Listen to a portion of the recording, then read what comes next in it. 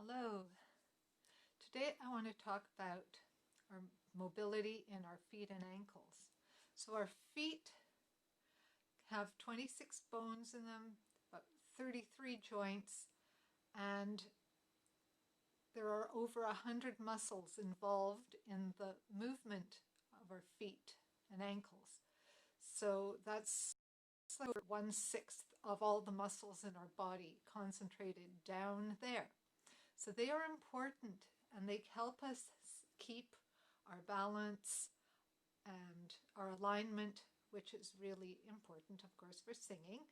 And it's sometimes a place where we often neglect. So I'm going to teach you a few ways today about how you can increase your mobility, improve the strength, and help your balance as well. So we're going to start first with addressing the fascia. So the fascia runs through, and we're going to address that first with some myofascial release, then some stretching, because we want to stretch out the muscles, and then finally with some strengthening. Now first, a few weeks ago, I had shared a self-assessment that you can do to determine your mobility in your whole body.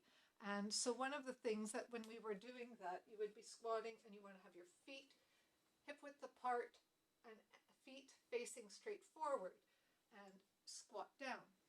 So if you're finding we want to have about a 20-degree angle at the ankle, if you find that you're not able to get all the way down or that your feet tend to want to turn out, that is a sign that your ankle mobility isn't all that it should be. So the first thing we'll do is, I use a lacrosse ball, but you can use a tennis ball or you can use a yoga ball that's about this size, whatever you prefer to use. And we're going to start with our myofascial release. So you can do this seated. Of course, you can adjust the pressure of it. Standing, you'll have more pressure on it. And you're going to slowly roll, just starting just behind the ball of the foot and on the inside arch.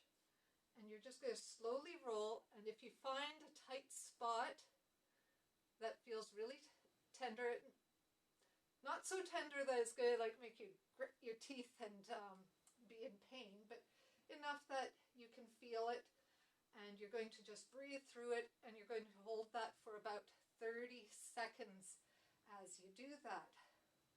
And then when you can feel it soften, then you're slowly going to roll back and forth from the ball of your foot to the heel, but not over the heel. So just really in the arch of your foot, but on the inside, on the instep here. And you're going to do that 4 times. So that I think was 2 times. And I mean, you're going to roll it really slowly. This is the best way to get the fascia stretched out and loosened. Okay, and then when you get to the end of 4 rolls, you're going to put your heel on the ground, and then you're going to flex your toes and do that about 4 times. And then you'll move and do the same thing on the middle of the foot. Find the tight spot, hold it for 30 seconds, then roll slowly for 4 times and flex the foot again, and then on the outside of the foot. So you're addressing 3 areas of the foot. And then we also, because it's not just the foot that's involved, most of the muscles are actually that are involved in moving your toes and such actually start in the calf. So a lot of the problems aren't just with the foot but the calf. So we want to get some myofascial release in the calf muscles as well. So again, you're going to see slowly rolling, and you can do that with 1 foot on the ground if you can't take too much. I use a harder roller with the PVC interior, but you could just get a compressed foam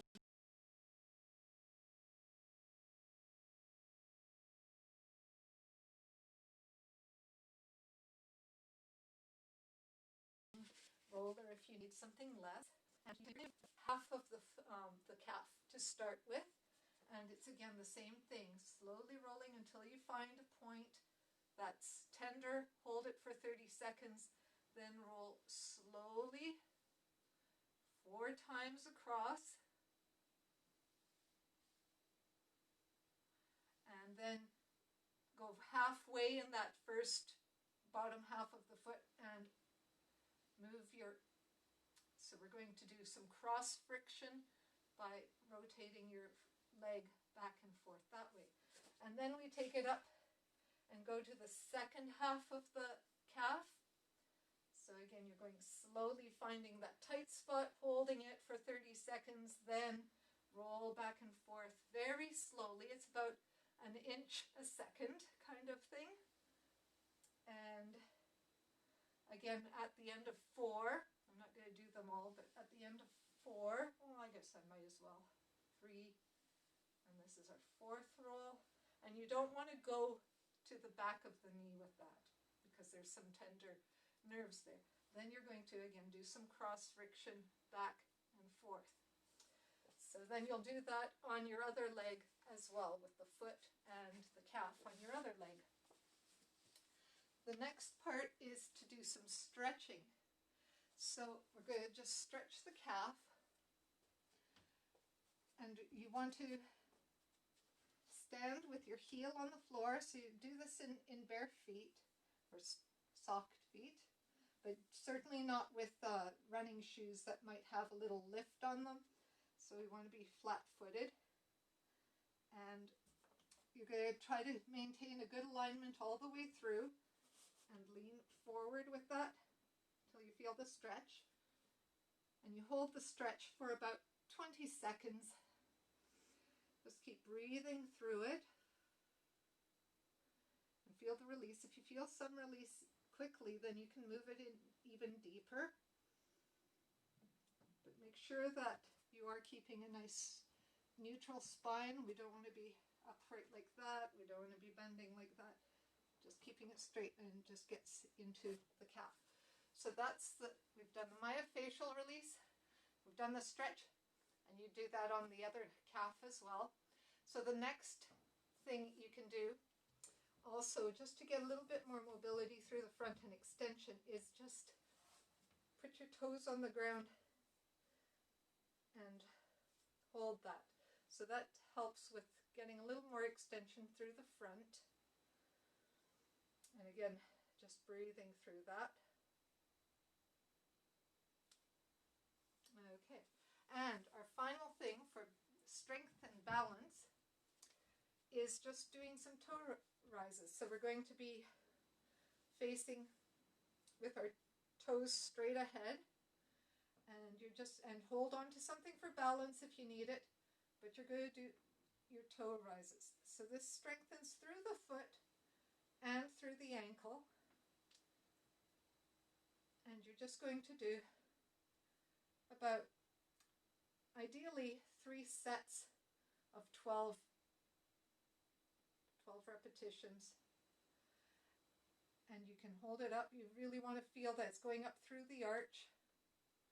You can make this harder by doing it on the edge of a step, and then you can actually increase the mobility, because as you go down, you're going to get a little extra stretch through the calf as your heels go below the level. But this also helps work on your balance, which your feet help with that too, and through the core. And then you can hold it at the end of doing all the reps. You can hold it a little extra. And then afterwards you can check your mobility and see if it improved at all in the ankles. So that is the whole, what you want to do to improve your mobility and strength of your ankles and feet, which will aid you in everything that you're doing with balance and alignment for singing, because we have to remember that that is our base. It all starts from the ground up, and we want to feel that we are connected to the floor, and we want to feel that we can adjust to, because to the feet, the world is flat, is the saying, because they adjust so much. And so if you ever walk barefoot outside, you're not tipping all over the place because your feet are making the adjustments everywhere. And so it's really important to make sure you are taking care of your feet and making sure they are strong and mobile. That's it for today. Bye.